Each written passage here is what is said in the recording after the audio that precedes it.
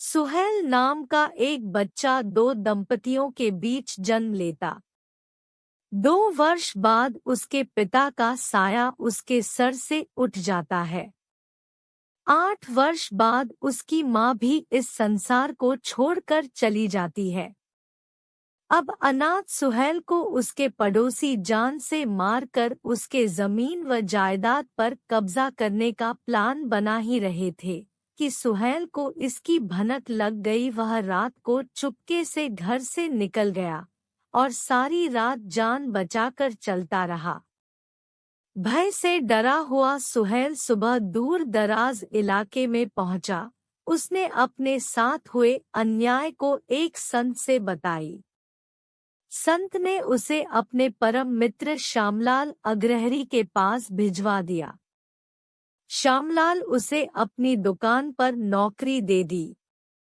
जूते चप्पल के होलसेल की दुकान पर सुहेल 3 साल तक नौकरी की। एक दिन सुहेल ने दयावान श्यामल से कहा, मैं आपको एक सुझाव देना चाहता हूँ। सुझाव यह कि आपकी दुकान मेन चौराहे से अलग है।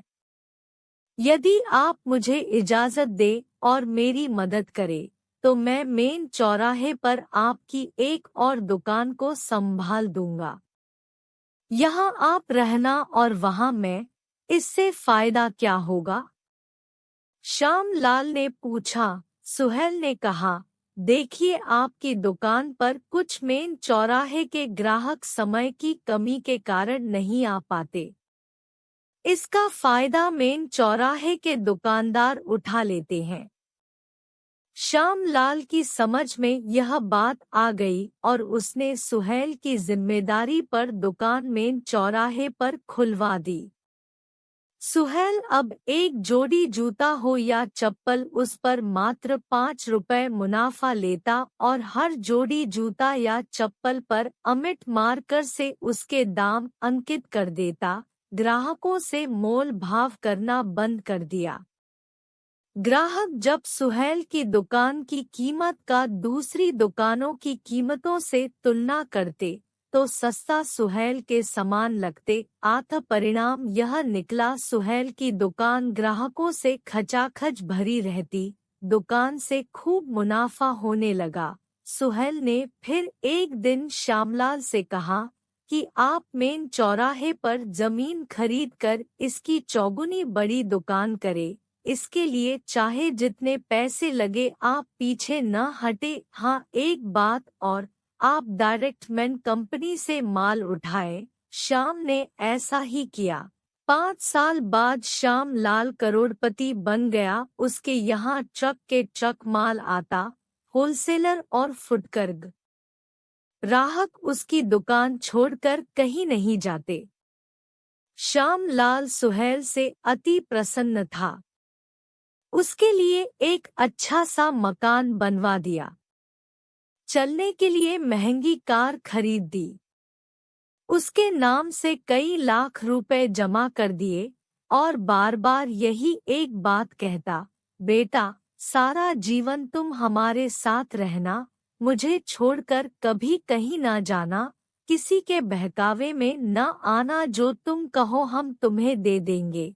भला सुहेल श्यामलाल को क्यों परेशान करता? असहाय समय में श्यामलाल ने व उसकी सहायता की थी। सुहेल श्यामलाल को पिता के समान सम्मान देता था। श्यामलाल ने अपने मित्र फिरोज खान की संस्कारी पुत्री से सुहेल की शादी करवा दी। अब सुहेल का घर बस गया।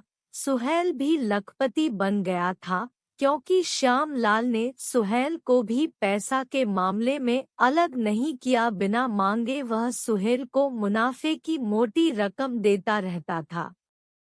श्यामलाल जानता था, सुहेल वह जुझारू व्यक्ति है जो अपना जी जान लगाकर हमारी को दुकान संभालता है, हमें पराया नहीं समझता। श्यामलाल के बेटे भी धार्मिक और संस्कारी थे, इसलिए वे भी सुहेल की इज्जत करते थे।